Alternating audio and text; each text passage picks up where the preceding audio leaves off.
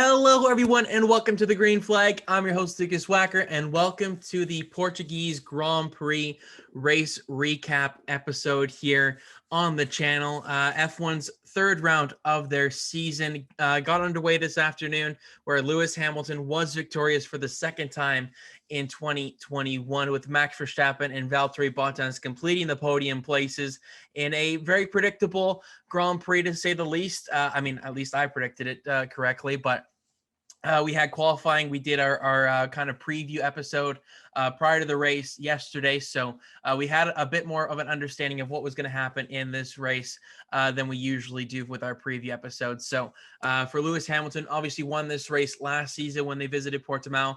Now he backs it up and goes back to back here at the circuit in Portugal. So congratulations to him, and it just continues this a really great championship battle that we have between Hamilton and Verstappen, where these two have just been nip and tuck the entire way so far, and I don't see that really changing any time soon. But for the race itself, pretty straightforward. Valtteri Bottas obviously on pole position, putting in a great qualifying lap. They're just edging out Lewis Hamilton by 0.007 thousandths of a second.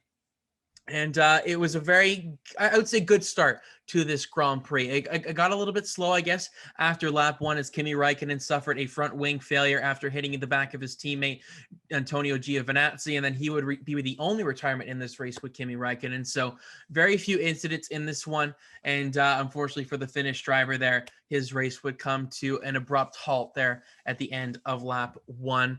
Then we had a safety car for that incident to clean up the debris. And then we would get underway, where Bottas brought them down very slowly for the safety car restart. Lewis Hamilton right behind him in second. Max Verstappen in third, following very closely, of course. Everybody, bumper to bumper, if you will, if you want to use the NASCAR kind of terminology there. Hamilton looks in his mirror apparently for 1 second, as he said post-race, and at that point, Valtteri Bottas took off in the restart zone, and Verstappen was all over the back of Lewis Hamilton and ended up nipping the British driver into turns 1 and 2. And that would be, for about a couple of laps there where Verstappen would hang on. Seemed like he could challenge Bottas, fairly easily. Had a couple of moments in one specific corner there. I forget the turn number, but later on in that third sector there, just drove it in, I think, a little bit too deep sometimes, and that kind of really cost him on the main straight, where he couldn't really challenge Bottas in the DRS zone. But, Verstappen drove a pretty solid race overall, finishing obviously second in this one, but Hamilton did end up eventually getting past Verstappen and then putting the pressure on his teammate and Bottas on the medium compound tire, which they obviously qualified on. So it was pretty straightforward from there. Lewis Hamilton eventually got past his teammate and never looked back, as the threat of the two Red Bulls being able to split the strategy there and try and cause a little bit of chaos amongst the Mercedes strategists didn't really come to fruition, as Perez had a poor start and he was kind of playing catch up for the remainder of the race. Was the top three definitely in their own kind of zip code, and then the remainder of the field, Perez was kind of on his own island, if you will, back in fourth position. But for the top three, Hamilton once again puts on an astonishing performance, dominant fashion. Obviously, the time between first and second is going to look a lot worse than what it actually was. It was pretty tight throughout the majority of the race. The top three separated by about 6-7 seconds, I would say, for the majority of this race. Pretty close competition, which was great to see. Not as much passing up at the front as obviously we would have liked, but at least they were still close, where nobody was, in full control and felt comfortable the entire race. But 29 seconds plus was the gap from Hamilton to Verstappen, as the Red Bull driver went for fastest lap, as well as Valtteri Bottas at the end of it. And unfortunately for Verstappen, on his final lap, when he did go for that fastest lap, he exceeded track limits at the end of turn 14 there. So his lap time, or that fastest lap, would be deleted from him. So he doesn't get that extra championship point, which could be crucial at the end of the season here with how close this championship battle is proving to be. But for Valtteri Bottas, he goes for the fastest lap and ends up getting it because of Verstappen's penalty. So he gets a little bit of a consolation prize there in third.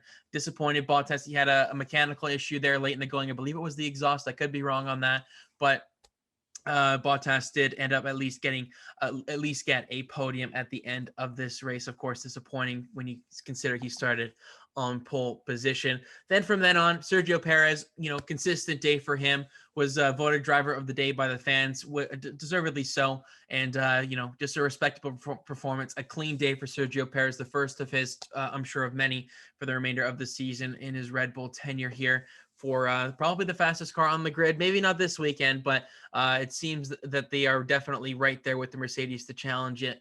If they can split them in qualifying, watch out, because the Grand Prix is just going to be even that much better. Then in fifth, huge shout out to Lando Norris. I think he was just as deserving of a driver of the day nomination, if not the award itself, as Sergio Perez.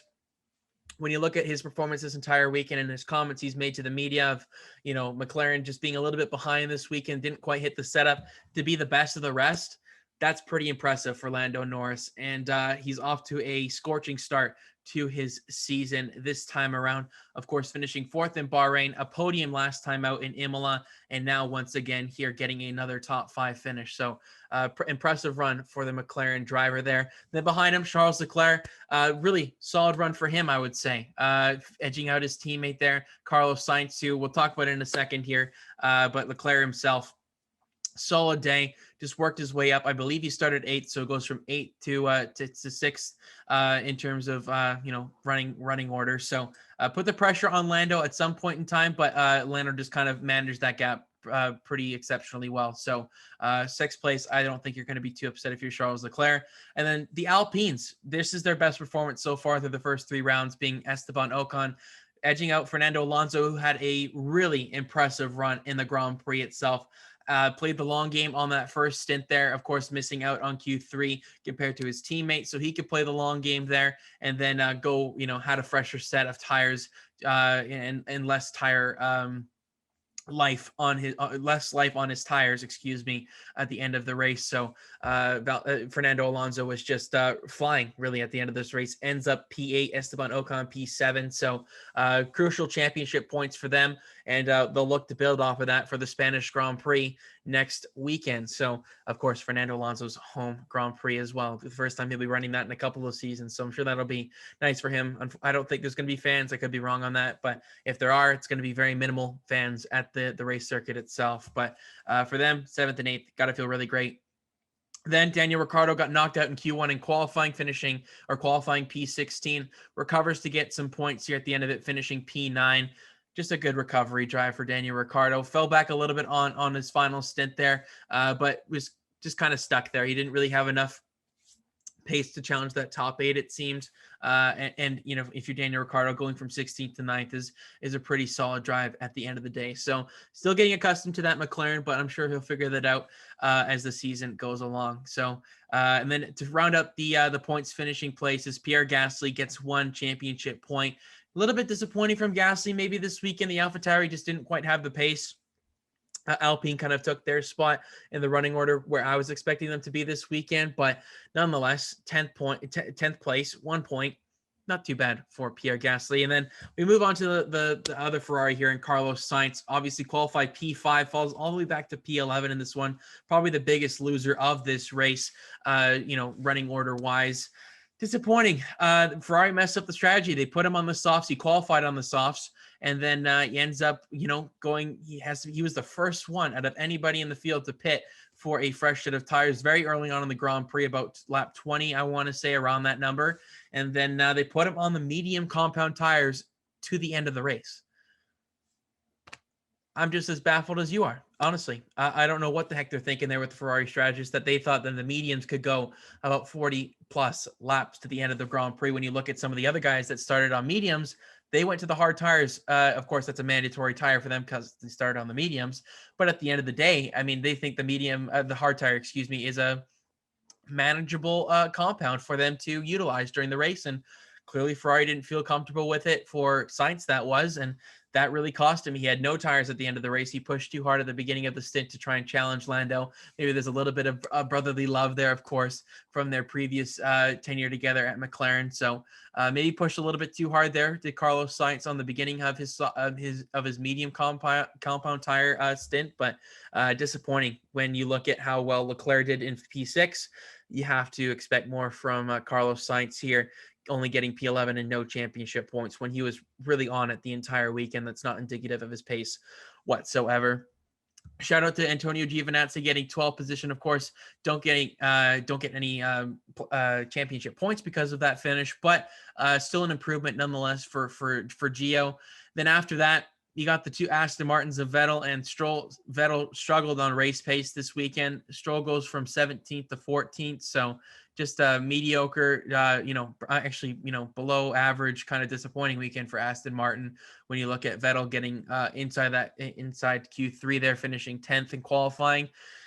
I was expecting maybe a little bit more from Seb Vettel in the Grand Prix itself, but at the end of the day, just disappointing there.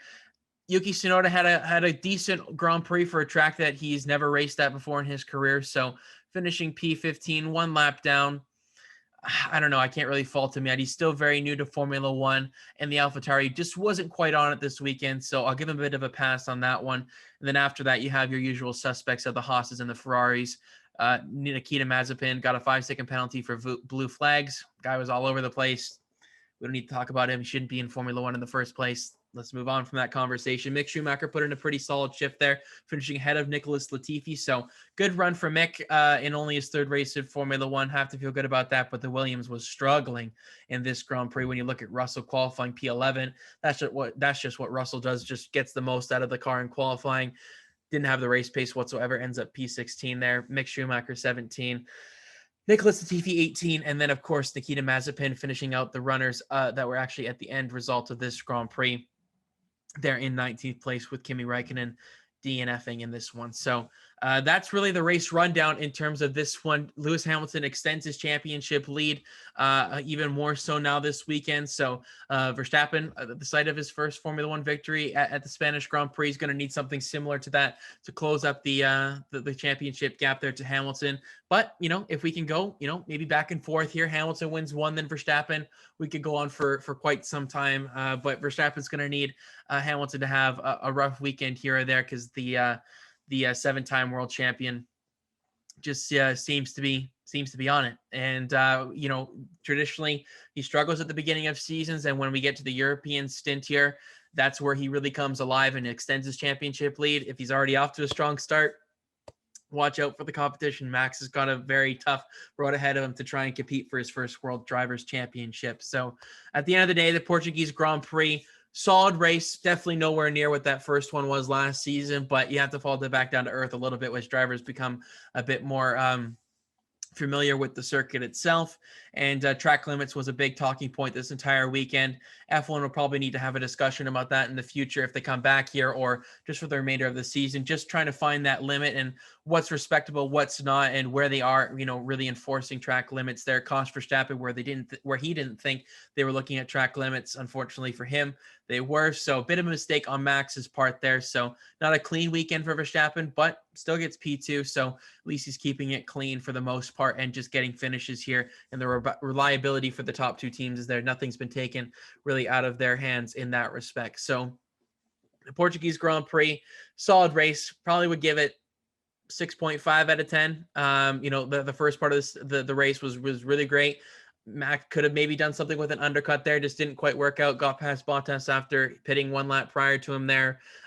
Little switchback move out of the pits as Bottas was on cold tires, and Verstappen was already unheated once after that one lap. So good little battle there, but overall, just an average Grand Prix that will probably end up in the middle to lower tier of Grand Prix at season's end. But that's the third round of the Formula One Championship in the book. We're back again next weekend with our fantasy preview going into the Spanish Grand Prix, another race recap there. So make sure to go follow us on Instagram at the Green Flag Pod, as well as Twitter at the Green Flag Pod. Subscribe to the YouTube channel. Leave a like on this video if you enjoyed it. We'd really appreciate it. The support on the channel and the growth on the channel has been really great recently. So thank you all much. Thank you so much for all of that. And if you haven't checked out our other race recap episodes with the IndyCar and NASCAR race weekends here this past weekend, make sure you go check those out as well on the channel. But for this episode, I've been Lukas Wacker, and Kyle and I will talk to you a little bit later this week to get you set up for the Spanish Grand Prix.